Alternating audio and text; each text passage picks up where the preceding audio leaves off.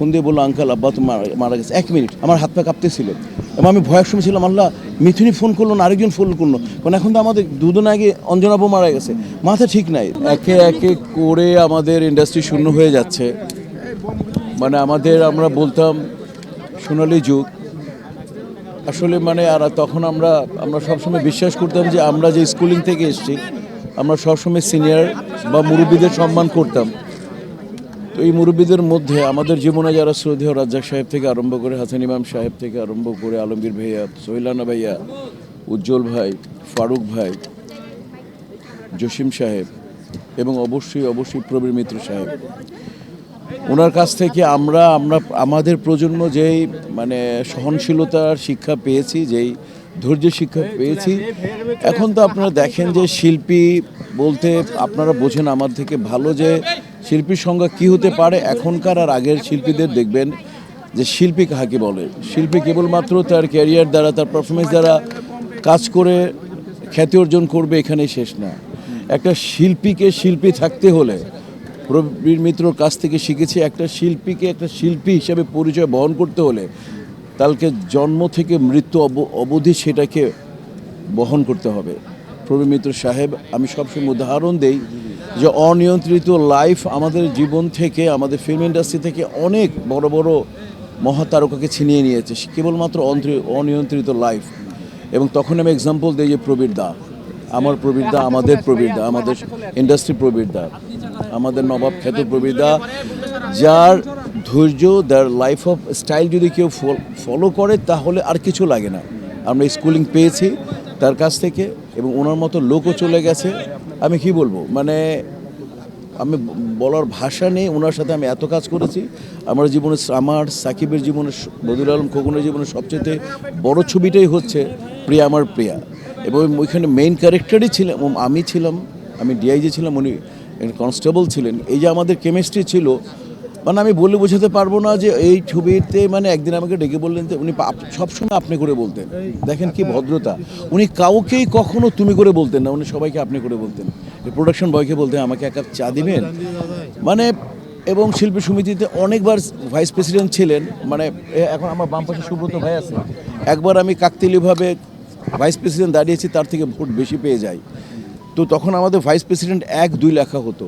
এই আমি আর আমার সুব্রত ভাই বললো যে মিশা কী করবো, 1 আর 2 লিখবো। আমাকে প্রশ্নই আসে না। প্রবীর মিত্র দাদার কাছ থেকে আমি ভোট বেশি পেয়েছি, তুমি 1 নম্বরে, প্রশ্নই আসে না, নাম্বারই দিবা ওখানে তুমি দাদা, ঠিক। এই তখন থেকে শিল্পী সমিতিতে আর 1 নম্বর 2 নম্বর আমার ভাইস প্রেসিডেন্ট উঠে গেছে। তো এই যে এটা শিখেছি কার কাছ থেকে, প্রবীর মিত্র সাহেবের কাছ থেকে শিখেছি। প্রিয়া আমার প্রিয়াতে একদিন আমার এইখানে আমাকে 7 নম্বরে আমি হেঁটে যাচ্ছি, একটা ছবি শুটিং করতেছি, আমাকে বলতেছে শোনেন জি আপনি প্রিয়া আমার প্রিয়া ছবি ডাবিং কিন্তু খুব ভালো করেছেন, আপনি কিন্তু খুব ভেবে চিন্তা করবেন। আমি ওনার প্রবীর মিত্র সাহেবের, আমার ওয়াইফ ওনার অন্ধভক্ত ছিলেন, অন্ধভক্ত আমার ওয়াইফ। আর ওনার ব্যক্তিত্বের জন্য মানুষ ভক্ত, ওনার পারিবারিক কারণে ভক্ত, ওনার বললাম যে ওনার যে মানে জীবন চলার যে ধরন, এটা দেখে সবাই ভক্ত। এবং রাজ্জাক সাহেব থেকে আরম্ভ করে আমাদের যে ধরি, আজকে যদি আমাদের নীরবের কথাও বলি, সবচেয়ে ছোট এবং বড়, প্রত্যেকেই দাদাকে ভালোবাসে, প্রত্যেকে। এমন কোনো সাংবাদিক ভাইয়েরা মনে হয়, এমন এই একটা লোক যাকে নিয়ে মনে হয় কেউ একটা কটু কথা লিখতে পারে নাই, যাকে নিয়ে একটা শব্দ আমরা কেউ আজ পর্যন্ত কোনো মানে ডিসঅনার হতে পারে এই শব্দ, এরকম কেউ ব্যাকরণিক শব্দ কেউ ব্যবহার করেনি। তা আমি মনে করি যে দাদা যেমন দুনিয়াতে এবং উনি ভাবির জন্য কি করেছেন আমরা সাক্ষী। ভালোবাসার সাক্ষী যদি হয় তাহলে উনি যদি আমরা বলি লাইলি মজনু, তাহলে আমি ওনাকে বলবো যে উনি কত বড় মজনু ছিলেন ভাবির ব্যাপারে আমরা জানি। অল্প কয়েকজনের সাথে উনি ক্লোজলি কথা বলতেন এবং ওইভাবেই তার ছেলেমেয়েরাও তার শিক্ষা এবং দীক্ষিত হয়ে প্রত্যেকটা ছেলেমেয়ে স্টাবলিশ, হাইলি এডুকেটেড, সবাই ভালো আছে।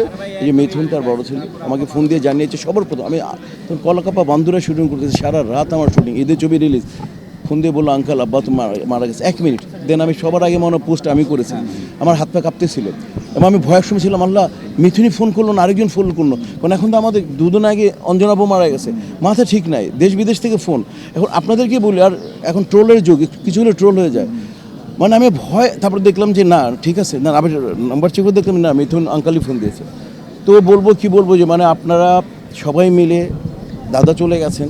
আমি আমি আমি একেবারে বলতে পারি দাদা যে ব্যক্তিত্ব ছিলেন, দাদা যে আদাকারী ছিল, যে মানবিক মূল্যবোধ ছিল, দাদা অবশ্যই আল্লাহ তাকে বেহেশতের অন্যতম জায়গায় স্থান দিবেন। আর তার ছেলে মেয়েগুলো যাতে তার বাবার এই মানে এই শোকটা যে সহ্য করে, সেই আল্লাহ তৌফিক দিক, এই দোয়া করি এবং তার বিদায়ী রুহের মাগফিরাত কামনা করি।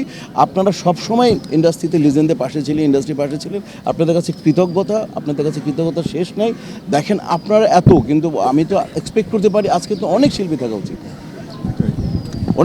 উচিত, না, মানে মানে কষ্ট লাগে, কিন্তু মানে এটা বলতে পারি না, মানে কাহা তাক না বলা যায়, মানে খুব কষ্ট লাগে। তাইলে আমরা ইন্ডাস্ট্রি মানে লাগবে না, আমি মারা গেলে আমার ছোটরা, এই সনিরা, এরা ছোটরা আসবে না? যদি এটা না আসে তাহলে এত ইন্ডাস্ট্রিতে এত সময় দিলাম কেন?